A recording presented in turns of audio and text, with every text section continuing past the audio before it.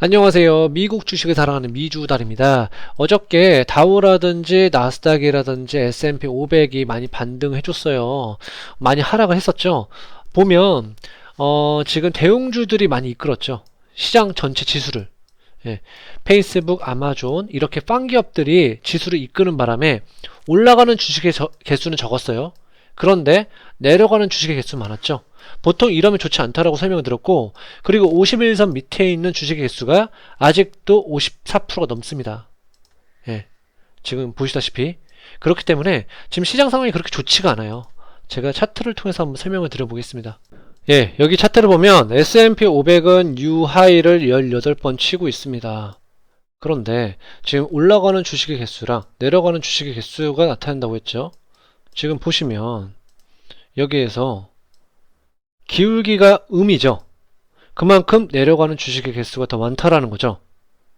그러면 잘 보세요. 또 설명을 드리자면 지금은 25년 만에 가장 많은 뉴 하이를 기록하고 있습니다. 예, 뉴 하이를 기록을 하고 있고, 이거를 통계적으로 보여드릴게요. 뭘 보여주고 있냐면 S&P 500이 뉴 하이를 15번 쳤을 때 이상 치면 어떻게 되는지 수익률을 나타내주고 있어요. 그때 올라가는 주식의 개수랑 그거를 보여주고 있는데, 그때 평균적으로 수익률이 그렇게까지 좋지 않았죠. 예, 지금 평균적인 수익률을 보면 장기적으로 보면 수익률은 더 안 좋았죠.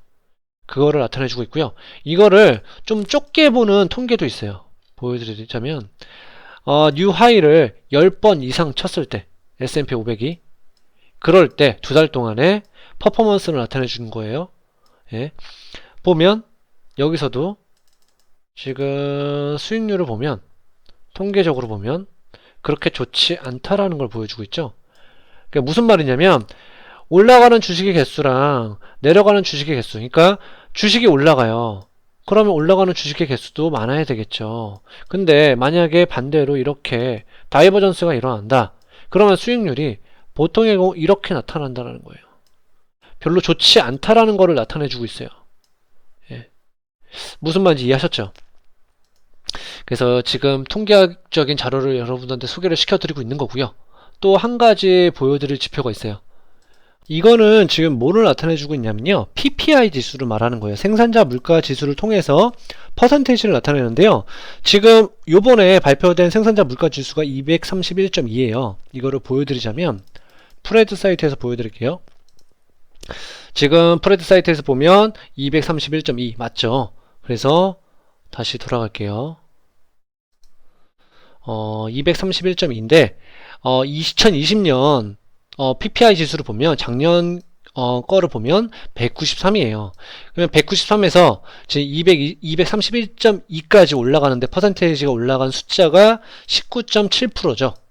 이제 이거를 나타내주고 있는데, 뭐를 말해주고 있냐면 일단 인플레이션과 디플레이션에 대해서 다시 한번 설명드릴게요. 인플레이션은 화폐 가치를 하락시키는 거죠. 화폐 가치를 하락시키면 어떤 효과가 있죠? 부채를 탕감시키는 효과가 있죠. 예, 그렇기 때문에 연준에서 인플레이션을 어느 정도 용인시키는 거죠. 지금 연준의 재정 적자는 말도 못하죠. 예, 그래서 지금 이 부채를 떨구기 위해서 일부러 인플레이션을 용인시키는 것도 없지 않아 있고요. 그 다음 디플레이션은 뭐라고 했죠? 디플레이션은 화폐 가치를 상승시키는 거죠. 예, 화폐 가치를 상승시키면 다른 말로 말하면 부채가 늘어나는 거죠.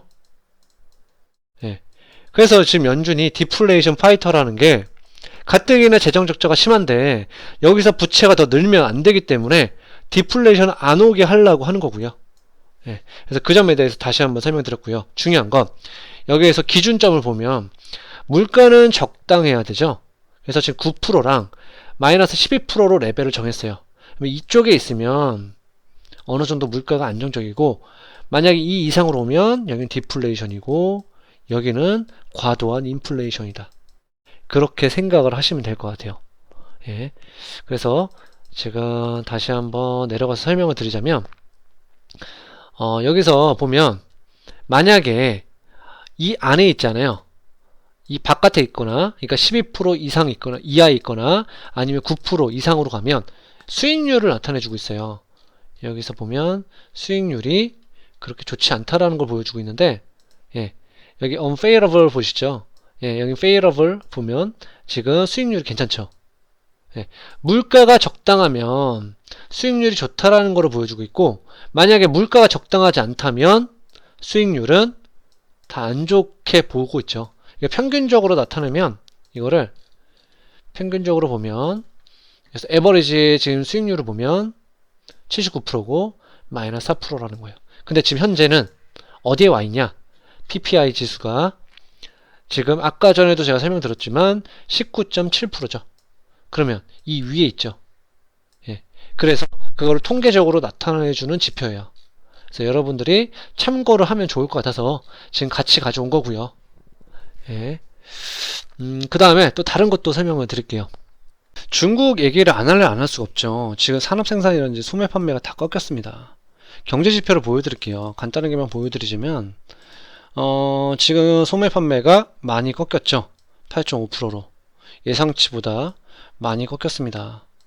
GDP에서 많은 걸 차지하는 게 민간 소비죠. 민간 소비가 준다라는 거는 성장이 준다라는 거예요. 예. 그래서 지금 PMI 지수라든지 수출 지표가 모두 부진해요. 그래서 중정책에 주목을 해야 되는데, 지준율 인하가 뭐냐면 다시 한번 설명드릴게요. 만약에 은행에서, 시중은행에서 100이라는 금액이 있어요. 그러면 80은 대출 나가고 20은 남겨놔요. 이게 지급 준비율이에요.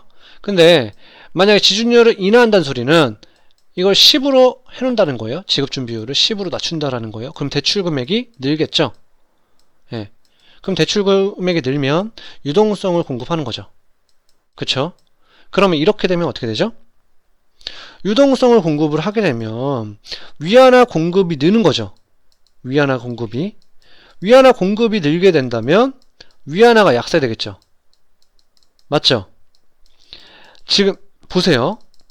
그래서 고민인 게 뭐냐면 지준율 인하도 아마 고민이 많을 거예요. 왜 그러냐면 2022년까지는 자산 매입을 종료를 한다라고 생각을 하고 있죠. 그러면 잘 한번 생각해 보세요. 지금 연준이 유동성 공급을 줄인다는 소리는 돈에 값인 금리는 올라가겠죠. 왜냐하면 돈을 구하고 싶은 사람이 많은데 유동성 공급을 줄이는 거잖아요. 그러면 금리는 올라가고, 중국 같은 경우는 금리가 내려가겠죠. 유동성 공급을 하면. 그쵸? 그러면 금리가 당연히 낮은 데서 높은 데로 가겠죠. 여기 금리 10%예요. 예. 여기 5%밖에 안 돼요. 그러면 만약에 10억을 놔두면 앉아서 1억을 버는 건데 여기는 앉아서 5천만 원밖에 못 벌잖아요. 그리고 지금 위안화도 약세죠. 여긴 강세죠. 그러면 자본 유출이 일어날 수도 있죠. 그래서 중국이 2015년, 2016년도에도 자본 유출이 일어났어요. 그래서 이번에는 어떻게 하고 있냐? 제가 저번에도 설명드렸지만 예금 금리 시스템을 개혁을 했고, 그리고 외환 보유액도 늘리고 있어요. 외환 보유액을 늘린다는 소리는 뭐죠? 환율을 방어한다라는 거죠. 만약에 중국이 수출하면 달러가 막 들어오잖아요. 달러 공급이 늘면 달러 가치가 내려가고 위안화 공급이 늘겠죠. 그쵸? 만약에 실물 경제에 달러 공급을 줄이거나 아니면 늘리거나 할 수 있겠죠. 그래서 위안화의 약세랑 강세를 조절할 수 있겠죠. 그래서 외환 보유액을 늘리는 겁니다. 예, 어쨌든 지금 다시 한번 돌아가자면 지금 중국 입장에서는 지준율을 인하를 할까? 이게 가장 큰 화두이지 않을까 싶고요. 그리고 지준율 인하로 인해서 자본 유출이 되지 않기 위해 저번 시간에도 설명드린 예금금리 개혁을 했죠. 예금금리 개혁에 대해서 간단하게만 설명드리자면, 예금금리 개혁은 단기금리를 올려서 자본 유출이 되는 걸 방지하려고 하는 거죠. 예. 그래서 그 점에 대해서 알고 계시면 되겠고요. 저는 중국의 경제 지표가 이렇게 안 좋으니까 지금 오일을 보여드릴게요. 오일은 계속 내려가고 있죠. 중국이 소비량이 많은데 소비가 줄어들고 있잖아요.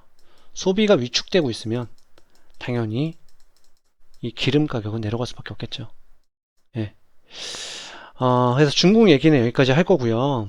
그리고 지금 여러분들 중에 이제 결제, 뭐 페이팔이라든지 스퀘어라든지 좀 설명을 해달라는 분이 계셔서 그거에 대해서만 설명하고 영상 마치겠습니다. 예, 먼저 페이팔 볼게요. 전 페이팔 좋은 기업이라고 생각이 들고요. 그리고 피보나치 그리실 때 제가 이거 더블탑으로 그린 거예요. 더블탑으로 해서 쭉 내리시면 되겠죠. 예, 그래서 어느 정도 지지와 저항선을 하면 돼요. 그래서 이거는 이제 여러분들이 하시면 되겠고요. 중요한 건 지금 피보나치 되돌림선을 제가 왜 긋는다고 했죠? 저항과 지지를 보기 위해서 하는 거죠. 그래서 저는 페이팔이 지금 271불이에요. 그래서 266불을 깰 때 그때 만약에 1차로 매수할 생각을 가지고 있고요. 지금도 메리트 있는 구간이죠. 왜냐면 100일선에 와 있고 100일선에 온 순간은 거의 별로 없습니다. 근데 저는 피보나치 되돌림 선을 보고 지금 생각을 하고 있고요. 그리고 제 RSI도 계속 하방을 틀고 있어요. 그래서 지금은 사기에는 좀 애매모호한 구간이라 생각이 들기 때문에 저는 좀 더 기다릴 생각 가지고 있고요. 그래서 피보나치 되돌림선 266선을 깨면 그때부터 1차로 매수할 생각 가지고 있어요. 아마존도 설명을 드릴게요. 아마존 보면 저 아마존 진짜 메리트 있는 구간이라 생각이 들어요. 지금 엄청 메리트 있죠? 제가 보여드리겠습니다. 아마존.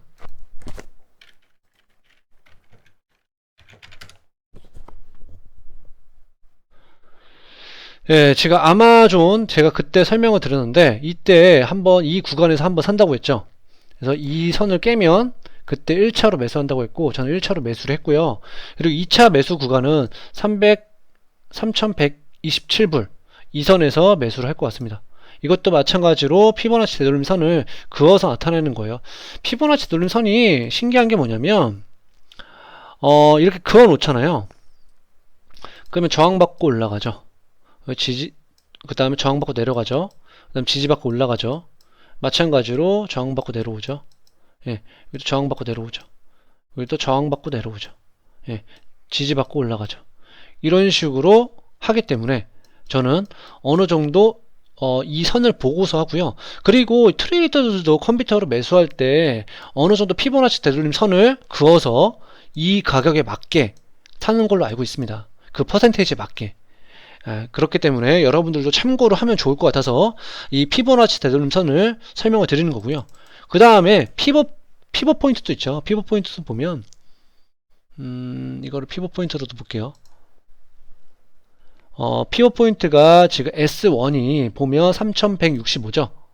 예, 지금 제가 2차 매수할 곳이 보면 2차 매수가 볼게요. 제가 2차 매수가 3127불이라고 했죠. 별로 차이는 안 나요. 그래서 피벗 포인트로도 보셔도 되는데 저는 피보나치 되돌림 선을 긋고서 좀 어느 정도 생각을 하는 편이고요. 그래서 지금 3127불이 오면 2차로 매수할 생각을 가지고 있습니다. 그래서 여러분들이랑 같이 공유를 하기 위해 이렇게 가져왔고요. 아마존은 엄청 메리트 있는 구간이죠. 지금도 괜찮은 구간이라고 생각이 들고요. 그래서 여러분들이 잘 생각을 하시고 선택을 하셨으면 좋을 것 같아요. 저만의 개인적인 생각이고요. 저는 아마존은 길게 본다면 못해도 만약에 스플릿이 된다고 뜨잖아요. 주식 분할이 뜬다고 뜨면 이미 한 40-50%는 올라가지 않을까. 예, 엔비디아랑 그 애플만 보셔도 아시잖아요. 예, 그래서 아마존도 스플릿이 나온다면 전 그렇게 생각을 하고 있고요. 저만의 개인적인 생각이니까 참고만 해주시면 좋을 것 같아요. 그 다음에 스퀘어 볼게요. 일단 페이팔 주당 순이익도 보여드릴게요.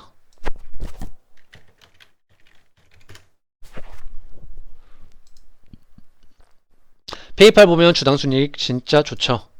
계속 우상향하죠. 예. 이렇게 주가가 떨어졌는데도 주당 순이익은 문제가 없었어요. 그 다음에 스퀘어 볼게요. 스퀘어 보면 네, 스퀘어도 이것도 제가 그어놨어요. 스퀘어 같은 경우는 지금 이 고점에서 저점까지 그었어요. 그러니까 피보나치 되돌림을 여기에서 여기까지 이렇게 그은 거예요. 예. 그래서 그렇게 하시면 되겠고요. 그래서 이게 좀 신기한 게 뭐냐면 만약에 여러분들이 이 피보나치 되돌림도 보면 여기서 설정 들어가잖아요. 여기서 추가를 하시면 돼요. 저는 여기다 이렇게 추가를 한 거고요. 예, 기호에 맞게 추가를 하시면 됩니다. 그래서 저항과 지지를 보기 위해서 퍼센테이지를 보기 위해서 하는 거니까 참고로 하시면 좋을 것 같고요. 그래서 지금 스퀘어 보면 지금 259불에 와 있어요. 이 저항선, 이 지지선을 뚫고 올라갈까 아니면 지지하고 올라갈까 모르겠지만 만약 내려간다면 250불까지 내려갈 수 있다라는 거예요. 그래서 그런 식으로 여러분들이 보면 좋은데 이거를 많이 산 구간도 볼게요. 지금 피벗 포인트 말고 지금 많이 여러분들이 산 구간이 이쪽이죠. 예, 246불 정도 되죠. 246불이면 지금 충분히 메리트 있는 구간이죠. 보면 이 피보나치 누름선이 신기한 게 이 구간에서 이 섹터에서 많이 몰려 있죠. 예. 그러면 이 섹터 안에 이 구간 안에서 사면 나쁜 선택은 아니겠죠. 절대. 그래서 여러분들이 이런 식으로 봐도 되고요. 그 다음에 이동평균선을 그어서 200일선이랑 그 다음에 100일선도 그어볼게요. 100일선에 오면 사는 게 더 맞겠죠. 200일선은 거의 오기가 쉽지 않을 것 같고 100일선에 온다면 100일선이 241불이에요. 이때면 충분히 메리트 있는 구간이라고 생각이 들겠죠. 그래서 이런 식으로 여러분들이 이동평균선도 그어보고 그 다음에 피벗 포인트도 그어보고 하는 거예요. 피벗 포인트도 보면 그러니까 차트에 뭐 많아요. 여러 가지 보면 차트가 가령 예를 들어서 올라갈 때는 저점을 이용해서 긋는 거고요. 내려갈 때는 보통의 고점을 이어서 하락 추선을 긋는 거예요. 뭐 이런 공식이 있는데 이런 공식은 그냥 참고만 하시면 될 것 같고요. 그래서 여러분들이 맞게 기호에 맞게 그 다음에 피벗 포인트도 이렇게 그어서 보면 되겠죠. 가령 예를 들어서 S1까지 내려온 적은 거의 없죠. S1에서 만약에 구매를 하신다면 충분히 메리트 있는 구간이죠. S2까지도 내려온 적이 거의 없는데 S2까지 내려온다면 충분히 메리트 있는 구간이고 이거를 먼슬리로 본 거고요. 보통 먼슬리로 보고 뭐 더 자세하게 보고 싶다 그러면 여러분들이 스타일에 맞게 하시면 될 것 같습니다. 여기서 먼슬리로 말고 가령 예를 들어서 위클리로 본다 이렇게 봐도 되고요. 그래서 여러분들이 맞게 하면 되겠고요. 저는 보통 먼슬리로 많이 봅니다. 그래서 먼슬리로 봐서 투자를 하는 편이고요. 그래서 피벗 포인트도 보고 그 다음에 RSI랑 보조지표도 같이 봐야 되겠죠. 당연히 다시 돌아가서 설명드리지만 RSI도 지금 48밖에 안 되어 있죠. 스퀘어 같은 경우는. 그래서 지금 만약에 RSI가 지금 이렇게 반등할 때 34에서 반등하는 시점이다. 그러면 충분히 메리트 있는 구간이죠. 그렇게 생각을 하시면 되겠고요. 그래서 뭐 CCI라든지 그 다음에 슬로 스토캐스틱이라든지 슬로 스토캐스틱도 제가 지금 이렇게 해놨는데 이걸 단기로 할 수도 있어요. 그럼 예를 들어서 3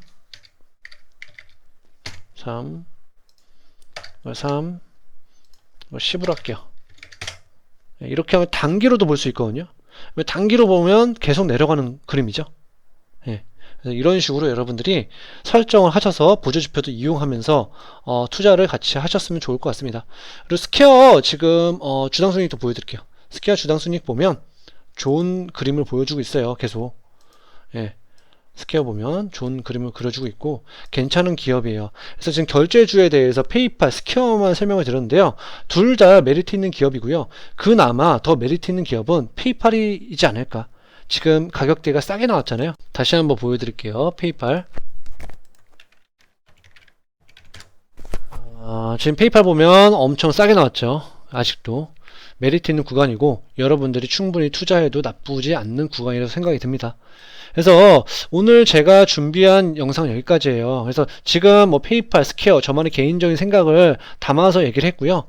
그래서 제 영상이 좋았다면 오늘 구독과 좋아요 꼭 부탁드리겠고요. 그럼 다음에 만나요. 안녕.